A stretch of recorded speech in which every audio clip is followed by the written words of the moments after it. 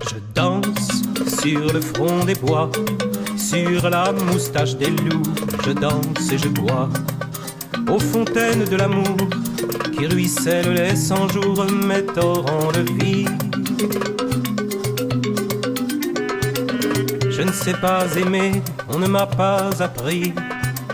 Se méprendre ou s'adonner, s'ouvrir ou se refermer, je n'ai pas compris. Fleur du matin, fleur du soir, je crois.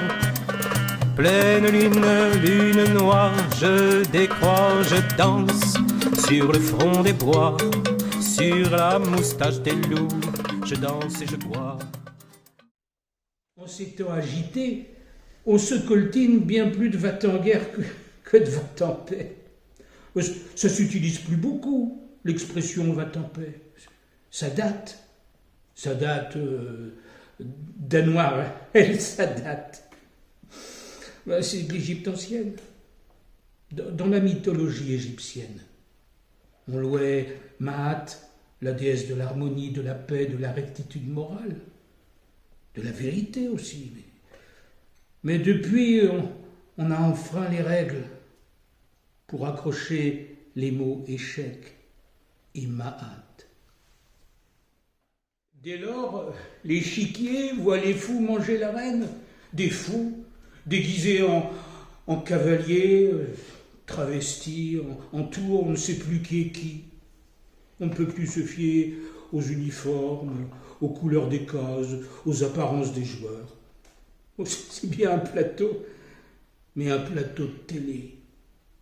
Le roi Salomon, la reine de Saba pleure sur le damier de l'amour et nous sommes inconsidérés. Des pions en équilibre sur des cases verglacées par des faussaires. Voilà pourquoi on ne loue pas les déesses apaisantes et que va-t-en-paix, que ça ne se dit plus. C'est vrai, on n'entend pas « Ah, ce gars-là, c'est un va-t-en-paix ». Non, c'est un Gandhi, un Organdhi. Non, on se coltine des oiseaux plus riches, plus riches. Je confonds aussi nazi avec NASA et zona avec naso. Tout se mélange, c'est naze. Bon, passons. Les jusqu'au-boutistes tirent donc à boulet rouge et immodérément sur les modérés, et les pacifistes ne savent plus sur quel pied danser. Comme tous les fous furieux sont déjà sur le pied de guerre, la main droite posée sur l'arsenal capable de vous faire passer l'arme à gauche, la danse est macabre.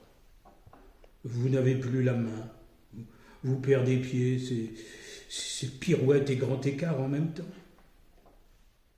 Et si, par bonheur, vous tenez un argument incontournable en faveur d'un cessez-le-feu, ils s'y opposent. Pour eux, cessez-le-feu, ce serait cessez-le-fou. Vous vous en prenez aux déments occupés à ratisser en diagonale, déguisés en cavalier, incapable de retourner sa casaque. Je me demande d'ailleurs si le fou qui rit sous cape ne présenterait pas des troubles de menton. Pour tourner casaque, il faudrait avouer qu'il a une doublure et qu'il ne se jette pas comme ça, pudiquement, un voile sur sa folie sans dissimuler par en dessous sa propre violence dans l'ourlet de son par-dessus. Mais sinon, malgré l'expression consacrée, si jamais on admettait être marteau, c'est qu'on serait à la fois à la masse et à l'enclume. Comment voulez-vous forger une paix juste et protéger votre foi si votre gros colon vocifère? Quoi que vous disiez, quoi que vous fassiez, on vous renvoie la balle que vous n'avez pas tirée. Vous voilà méchant bataille au banc de la société des bien-pensants, contraint d'ingurgiter le bouillon des sabreurs qui vous collent une étiquette au front « Ne respecte pas les normes ». En effet, que faire devant les normes si elles sont énormes? Devant les huiles de ce monde, même les grandes eaux graissent l'obèse. Le camp du bien.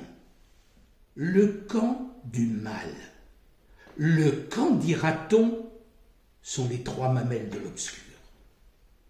C'est là qu'on doit appeler nos animaux à la rescousse, oser l'hérésie pour sortir du duel et du résiduel.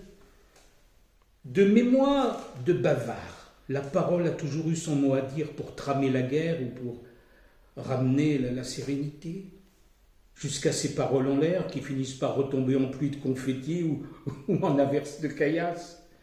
Le silence, lui aussi, est bienfaisant ou coupable. Il vous cajole ou il vous détruit. Existe-t-il des ennemis mots comme il y a des animaux, des choses qu'on tait qui tuent et d'autres qu'on dit qui pacifient. Vous trouvez des silences plus aimants que des mots croisés qui partent en croisade, ou pêchez des verbes modérés qui apaisent les sens.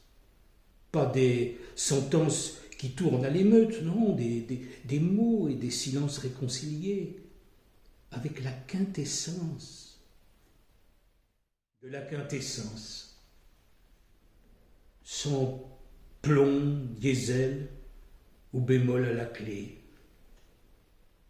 Et là, on peut bien vous dire que vous avez pété une durite, que vous avez du retard à l'allumage, mon vieux. Vous feriez mieux d'avoir 30 chevaux sous le capot qu'une tête d'âne qui braie après la paix. Et si nous préférons être des bourricots à l'avant des mots et monter des motos de paix plutôt que des motards qui cherchent la castagne. Car nous le chantons, que les petits ce sont les mêmes à Treblinka, à Gaza et à Göttingen. J'appelle des mots justes et pas juste des mots, des habits de l'esprit, pas des slogans, des verbes de Brel qui frèrent encore, des vers de Cabrel encore et encore, le chant du monde de Jean Giono, le déserteur de Boris Vian, la bosse de Quasimodo et le courage de Jean Valjean. Puis je me tais dans ce silence où le chaos est enfin chaos. Je suis le boomerang du verbe. Attrapez-moi et vous aurez assommé la peur. Je danse sur le front des bois, sur la moustache des loups, je danse et je bois aux fontaines de l'amour qui ruissellent les 100 jours, mes torrents de vie. Je ne sais pas aimer, on ne m'a pas appris, se méprendre ou s'adonner, s'ouvrir ou se refermer, je n'ai pas compris. Fleur du matin, fleur du soir, je crois, pleine lune, lune noire, je décrois, je danse sur le front des bois, sur la moustache des loups, je danse et je bois.